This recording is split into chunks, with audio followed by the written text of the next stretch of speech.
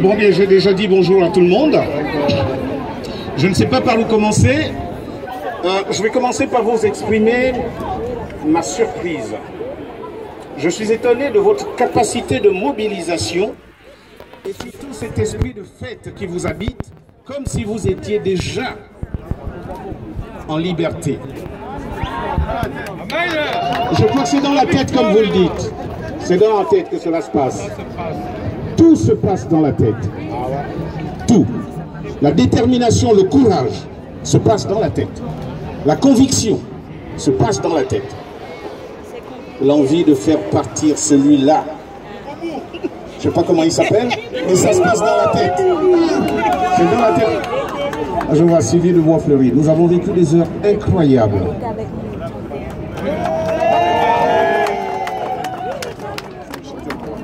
Du Trocadéro.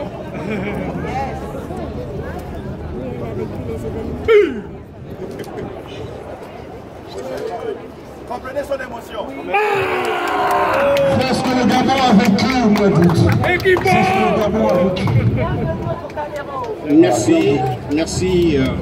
Merci à vous tous et à vous toutes. Je me retrouve sur cette esplanade, ce lieu sacré, ce lieu pour lequel les Français sont prêts à donner leur vie, mais ce lieu occupé aujourd'hui par les Gabonais qui sont prêts à donner leur vie. 45 semaines. Nous avons une histoire commune. Nous avons une histoire commune et nous ne pouvons pas l'occulter, nous ne pouvons pas l'abandonner. Nous sommes arrimés à l'histoire française. Et il est important que la France le comprenne. Nous ne pouvons pas nous dissocier. Nous sommes le Gabon qui recherche les lumières de la Renaissance, les plus grandes valeurs qui portent l'homme proche du divin. Ces lumières qui ont fait la France et ces lumières qu'on refuse à certains peuples. Nous ne pouvons pas continuer de vivre dans l'obscurité, ce n'est pas possible. Ce n'est plus possible. Je suis heureux de me retrouver parmi vous, mais en même temps je suis meurtri au plus profond de moi-même au regard de tout ce qui s'est passé depuis un peu plus de 10 mois. Nous savons que nous avons affaire au Gabon à un régime terriblement cruel, composé de criminels, c'est ce qui est, c'est le mot le plus propre, c'est le mot, celui qui définit le mieux l'espèce humaine qui tient en otage actuellement le peuple gabonais. Ce sont des criminels, parce qu'ils ont posé des actes criminels. Demain je rentrerai au Gabon, ils m'arrêteront peut-être, mais cela n'effacera pas les crimes qu'ils auront commis. Car ce qui est important, ce n'est pas ce qu'ils pensent, ce n'est pas ce qu'ils feront, c'est ce que moi je suis. Et moi j'aspire à la liberté, j'aspire à la vérité. C'est ce à quoi nous tous ici réunis, nous aspirons. À partir de ce moment-là, nous ne pouvons plus reculer. Nous ne pouvons plus. Nous avons passé les limites. Nous sommes condamnés.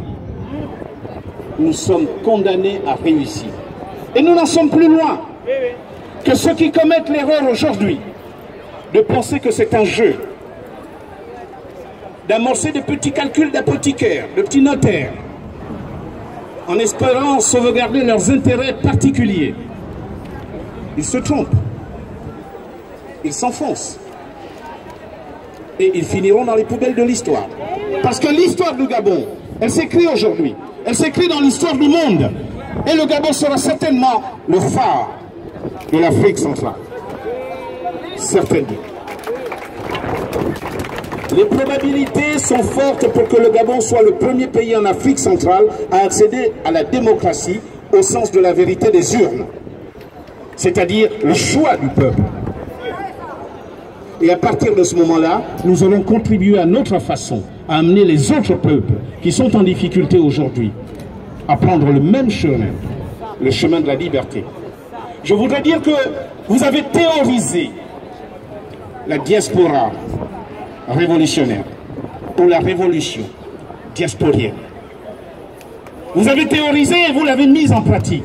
C'est un fait unique dans l'histoire de ce monde. Nous avons connu des révolutions armées, nous avons connu tout type de révolution.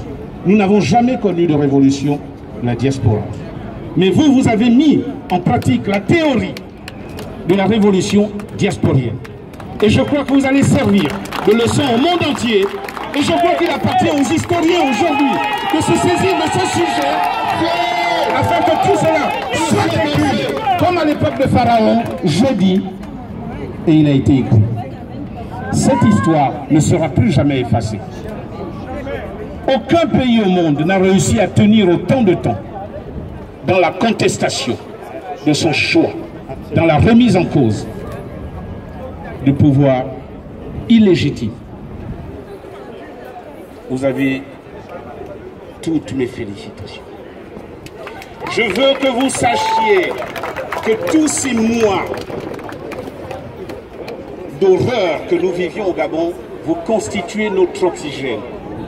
Sachez-le, vous constituez notre oxygène depuis le 31 août 2016. Sans vous, nous n'aurions pas tenu. Je veux que vous le sachiez. Sans vous, nous n'aurions pas tenu. C'est important. À partir de cette affirmation, vous devez noter la nécessité de poursuivre ce combat. Nous ne sommes plus loin, nous sommes aux portes de la libération. Que ceux qui en doutent se mettent à l'écart. J'ai entendu une affirmation ou un propos sur Facebook. La diaspora ou la révolution ou je ne sais trop quoi, la conquête de la liberté, c'est comme dans le taxibus. Vous montez, si tu es fatigué, tu descends, le taxibus continue. J'ai trouvé ça génial. Claire. Il est important et impérieux que nous comprenions que le président Ping fait un travail immense, inestimable, que beaucoup ne peuvent pas connaître et ne peuvent pas apprécier. Autant le vôtre est d'une valeur inestimable, autant le sien compte énormément. Il est inestimable. Il travaille, vous ne connaissez pas les dessous de table, moi non plus. Ce que je sais, c'est que je ne sais rien.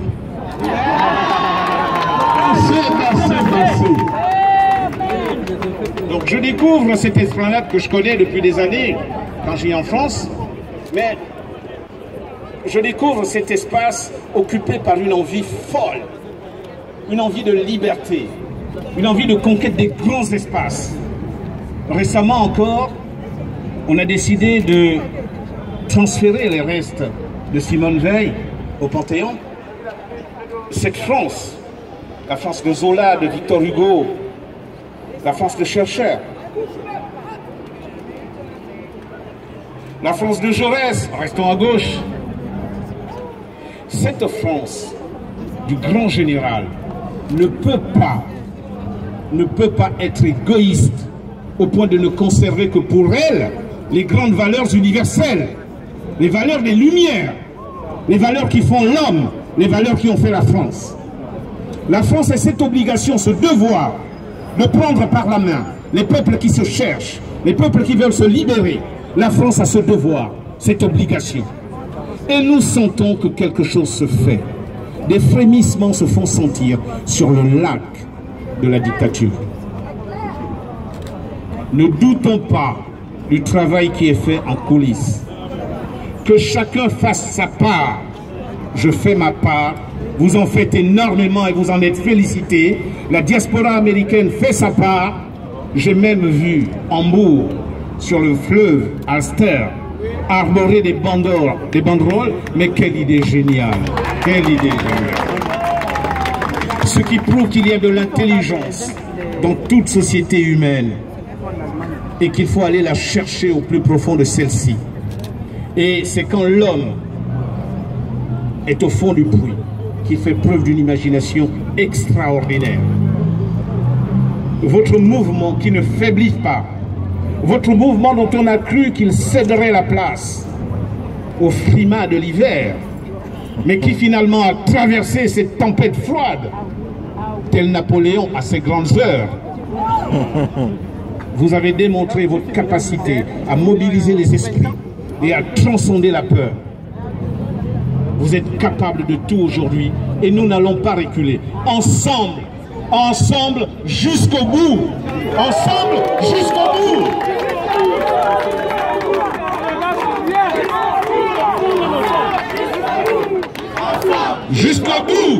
Ensemble. Jusqu'au bout.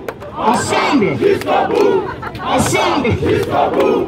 Ensemble. Jusqu'au bout. Je ne citerai pas tout le monde, mais Marceau, mon fils, mais t'as pas de souci à te faire, mon vieux. Je suis avec toi. Je suis avec toi de tout cœur. Je suis avec toi de tout cœur.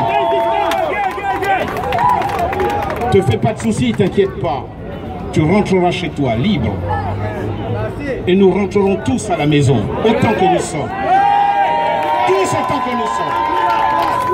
Nous rentrerons à la maison. Vous savez, il y a une image très forte. C'est celle des États-Unis d'Amérique. Lorsque dans un conflit ou dans une situation difficile, elle perd l'un des siens. Les États-Unis, ils font tout, mais absolument tout, pour ramener l'enfant à la maison, même s'il est mort. Et cette dimension est aujourd'hui à la portée des Gabonais. Et c'est celle que nous allons nourrir, c'est celle que nous allons entretenir. Nous allons l'arroser tous les matins. Nous allons couper les feuilles mortes, s'en débarrasser, et il y en a quelques-unes comme ça chez nous, mais il en faut, ça fera du fumier. Et nous verrons cet arbre grandir parce que, personnellement, je suis convaincu que le choix des Gabonais sera respecté. J'en suis convaincu. Le président Ping arrive demain matin. Lui-même choisira ses mots et saura ce qu'il vous dira. Mais moi, je suis convaincu que le choix des Gabonais sera respecté. Mais qu'à partir de ce moment-là, il faudrait que nous comprenions que le plus difficile est à venir.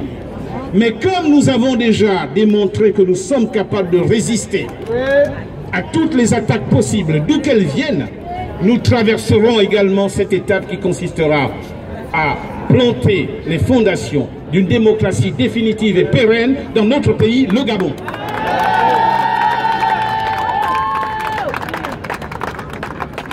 Mes chers compatriotes, j'ai pris sur moi de venir à titre personnel. Je ne suis pas envoyé par le président Ping ou par le cabinet Ping. J'ai pris sur moi de venir vous rencontrer, de venir vous voir. Tous ces visages que j'ai pu voir sur Facebook, dont j'ai fait la connaissance sur Facebook, ce courage, cette détermination, cette envie qui vous habite depuis tant de mois, je me suis dit, avant que je ne meure, avant que je ne disparaisse, j'avais besoin de rencontrer mes compatriotes, de rentrer en contact physique avec vous. Il y a une espèce de mystique, de catharsis qui nous habite aujourd'hui, qui fait que nous ne pouvons plus nous séparer parce que le 27 août, nous avons écrit en lettres de sang l'acte de naissance de la nation gabonaise.